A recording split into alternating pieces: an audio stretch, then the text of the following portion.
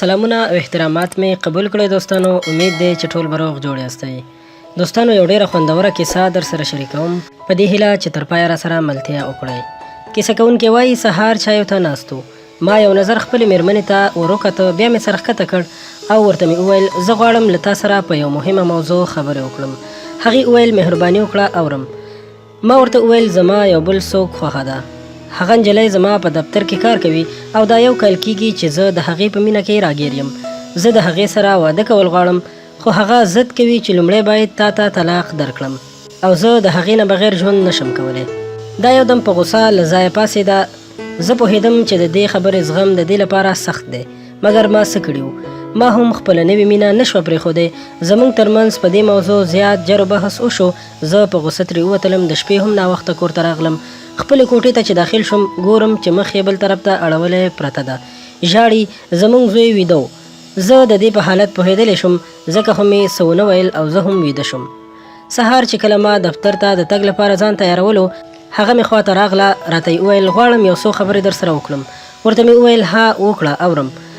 هغې وویل که ته غواړې چې ما ته طلاق راکړې نو سمه ده، څنګه چې ستا خوښه وي زما در سره رضا ده، مګر زه در څخه یو څه غواړم.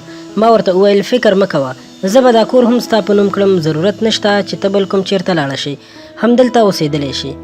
هغې وویل نه داسې نه ده، هېڅ در څخه نه غواړم، فقط وایم چې که ته طلاق راکوې نو یوه میاشت بعد یې راکړه، اوس یې مه راکوه. اوس زموږ د زوی امتحانونه دي او د دې یوې میاشتې په موده کې کله چې ته دفتر ته ځې نو د دروازې پورې چې زه در سره ځم په غېږ کې مې وړه، لکه څنګه چې د واده په اول ورځو شپو کې کول هغسې.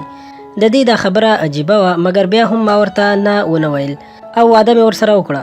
کله مې چې د دې واده خبره خپلې نوې ملګرې جینۍ ته وکړه، هغې ښه ډېر وخندل او بیا یې راته وویل سمه ده دا کار هم وکړه، هسې هم د یوې میاشتې خبره ده، تېره به شي. د واده مطابق چې کله دفتر ته تلم نو دا به مې په غېږ کې واخیسته.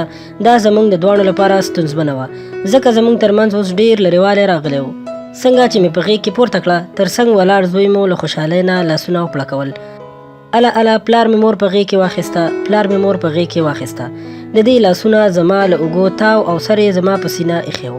تر دروازې پورې مې یوړه. بله ورځ مې بیا هم داسې وکړل، خو کله چې به مې هم دا په غېږ کې پورته کړه زوی به مو له خوشحالۍ نه الوتو. دا سلسله روانه وه.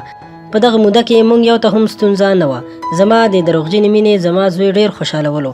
د وخت په تېرېدو سره زه پوه نه شوم چې ولې ورځ تر بلې د دې وزن کمیږي. میاشت تېره شوه، نن زموږ د طلاق ورځ وه. کله مې چې دا په غېږ کې پورته کړه دې زما سترګو ته ډېر کتل. دا چې ما خپله مینه نشوه پرېښودلی، ځان مې قابو کړ. ورته مې وویل نن به د طلاق کاغذونه راوړم. په ټوله لار مې د دې په هکله فکر کاوه. موټر مې د خپلې نوې مینې د کور مخې ته ودراوه چې زما په تمه وه. نه پوهېدم چې نن ولې د دې په لیدو زما زړه خوشحاله نه و. ورته مې وویل زه تا سره واده نشم کولی، زه د خپلې مېرمنې سره مینه لرم. زموږ ترمنځ شاید د نزدېکت کمی و، کوم چې په دغه یوه میاشت کې ما احساس کړ. زموږ په اړیکه کې زموږ د زوی خوښي نغښتې ده، زه خپله مېرمن نشم پرېښودلی. دا نوې مینه یعنې زما نوې ملګرې په ما ډېره په غوسه شوه، مګر ما یې پروا ونه ساتله. بېرته موټر ته کېناستم. د ګلانو دکان څخه مې یو دسته د ګلانو ګېډۍ راواخیسته، د کور په طرف روان شوم. مګر کله چې زه کور ته ورسېدم نو ډېر راباندې ناوخته شوی و. هغه چې له 2 میاشتو راهیسې د کینسر یعنې سرطان له ناروغۍ سره جنګېدله، نن یې د ژوند لوبه بایللې وه. ما شاید د دې د مینې په پېژندلو کې ډېر ناوخته کړی و. هغه تللې وه او ډېره لرې تللې وه. زما لپاره یو خط پرېښی و چې پکې لیکلي و زه در څخه ځمه، اوس ته کولی شې چې په اسانۍ او بې خنډه خپلې نوې مینې سره په خوشحالۍ اوسېږې او واده وکړئ. تا ته مې په غېږ کې د اخیستو خبره ځکه کړې وه تر څو زموږ زوی دا فکر وکړي چې ته د نړۍ بهترین پلار یې او ستا په اړه همیشه ښه مثبت فکر ولري. داسې فکر ونه کړي چې کله زما د مور ورته ضرورت و نو زما پلار هغه یوازې پرېښوده او د بلې مېرمنې سره لاړو.